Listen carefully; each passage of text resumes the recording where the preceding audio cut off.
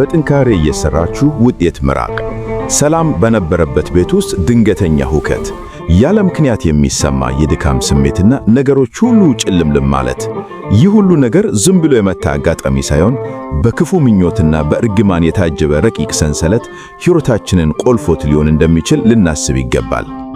ዛሬ የምነግራችሁ እውነታዎች የብዙዎችን ሕይወት ከውድቀት የታደጉ ሲሆን እናንተም ጋር ከታቀደው ረቂቅ ሰንሰለት የምትጠበቁበት የምትፈቱበትንና ወደ ብርሃን የምትወጡበትን ቁልፍ የሚሰጡ ናቸው። ይህን ቪዲዮ በትኩረት መከታተል ሕይወታችሁ ላይ አዲስ ምዕራፍ መክፈት እንጂ ዝም ብሎ የመረጃ ፍጆታን ማየት ብቻ አይደለም። የመጀመሪያው፣ ብዙዎቻችን ጠላት ሲባል በሰይፍና በዱላ የሚመጣ ብቻ ይመስለናል። ነገር ግን ትልቁና አደገኛው ጦርነት የሚካሄደው በማይታየው የሐሳብና የንግግር ዓለም ውስጥ ነው።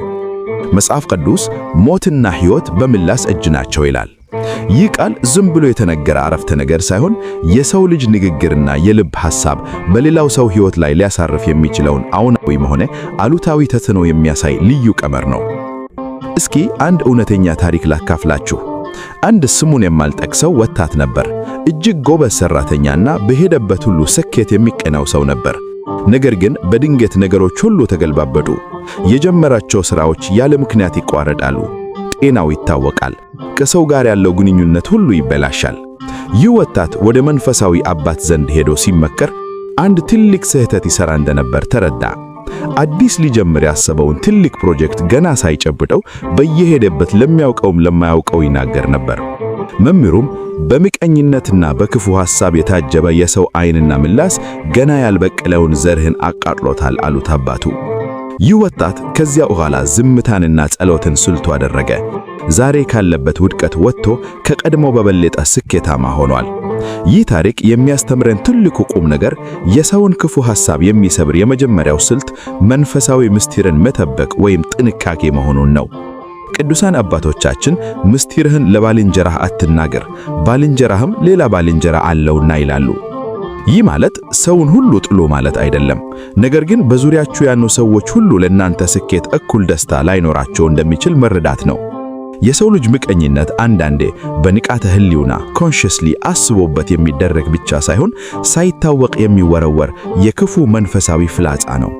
በኦርቶዶክሳዊ ሕይወት ውስጥ የዓይነ ጥላ ወይም የመጥፎ ዓይን የምንለው ነገር መጽሐፍ ቅዱሳዊ መሠረት አለው። ክፉ ሐሳብ ልክ እንደ ጭስ ነው። ጭሱ ወደ ቤታችሁ እንዳይገባ መስኮታችሁን እንደምትዘጉት ሁሉ የሰውን እርግማንና ክፉ ምኞት ለመከላከልም የመንፈሳዊ ጥንቃቄ መስኮቶችን መዝጋት አለባችሁ። ሁለተኛውና ዋናው ስልት የጸሎትና የሱባኤ ሕይወት ነው። ጸሎት ዝም ብሎ ቃላትን መድገም አይደለም። ጸሎት በዙሪያችሁ ማይበገር የብርሃን አጥር መገንባት ነው።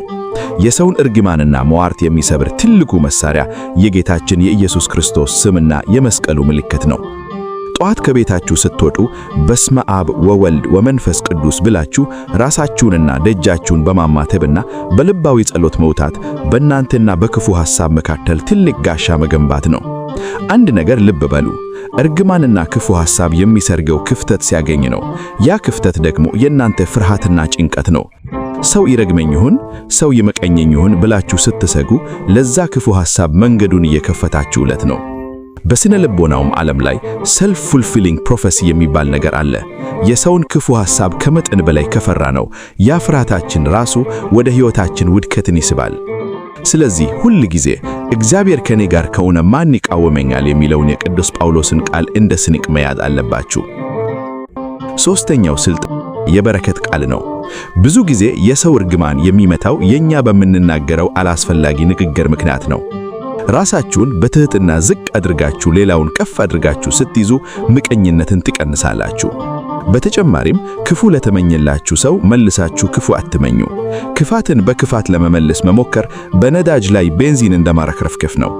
ይልቁንም እግዚአብሔር ይቅር ይበልህ ይበልሽ የሚለው ቃል በጠላታችሁ ራስ ላይ የፍም እሳት የሚከምንና የእናንተን በረከት የሚያጸና ክርስቲያናዊ ትምህርታችን ያስተምረናል። አንዲት እናት ነበሩ። ጎረቤቶቻቸው በክፉ ዓይን ያዩዋቸውና ይረግሟቸው ነበር። እሳቸው ግን መለሳቸው አንድ ብቻ ነበር። በየቀኑ ጧት ደጃቸውን ሲጠርጉ ለረገሙኝ በረከትን፣ ለጠሉኝ ፍቅርን ስጥ ብለው ይጸልያሉ ነበር። የሚያስደነግጠው ነገር እርግማን ሊያደርሱባቸው የሞከሩ ሰዎች ሁሉ መጨረሻ ውድቀት ሲሆን፣ የዛች እናት ቤት ግን እንደ ኤደን ገነት ይለመልም ነበር። ይህ የሚያሳየው የውስጥ መንፈሳዊ ጥንካሬና በረከት ማንኛውንም የውጭ ጥቃት የመመከት አቅም እንዳለው ነው። አራተኛውና ተግባራዊ ስልት የንስሐና የቁርባን ሕይወት ነው።